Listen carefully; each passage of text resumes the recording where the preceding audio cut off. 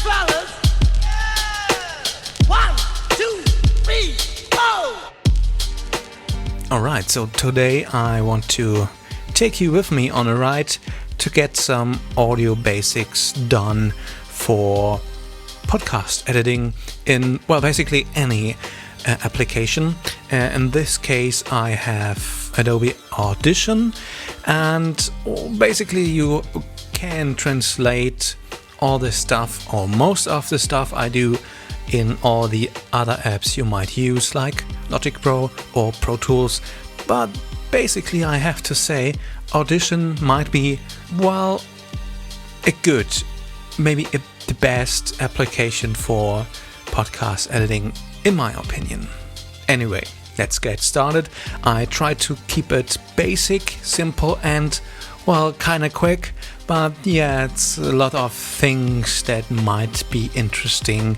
So what I get, I have one session here that I'm working on at the moment. It's a RI4E edit I'm working on. Basically I get, in this case, just 2 tracks from Maggie and from Christopher.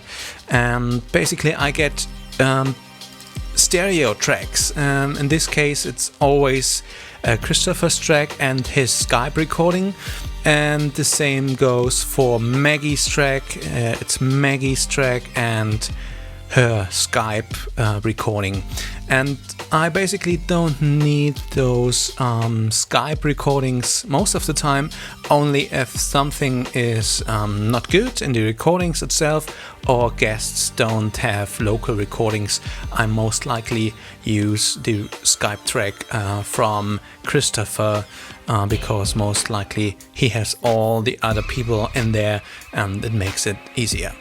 So basically I get rid of the Skype tracks, and I do that right click on the file itself and choose extract channels to mono files. I do that, basically that takes a little bit, but here we go. You get basically 2 files, left and right. At first I keep the left and right to sync stuff up, and then I just delete that.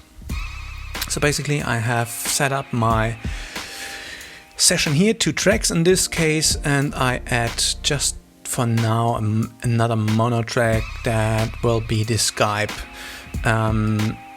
track, so I can sync all those tracks. So basically it's Christopher and that is Maggie, and then I go ahead and put a Skype track for syncing there as well.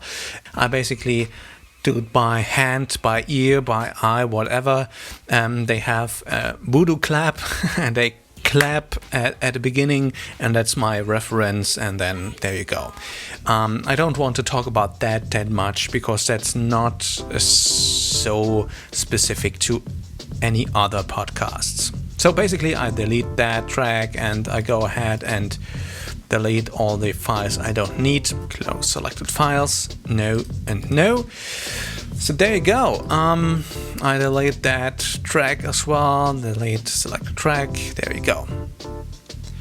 First, you can see basically both have different levels. Now, you could go ahead and double click and normalize that track, but sometimes that doesn't do that much.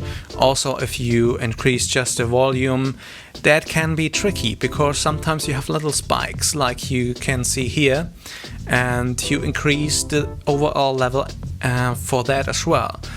If you have any other kind of clips, plips, plops and pops or whatever, that also will kind of interfere with the normalization part.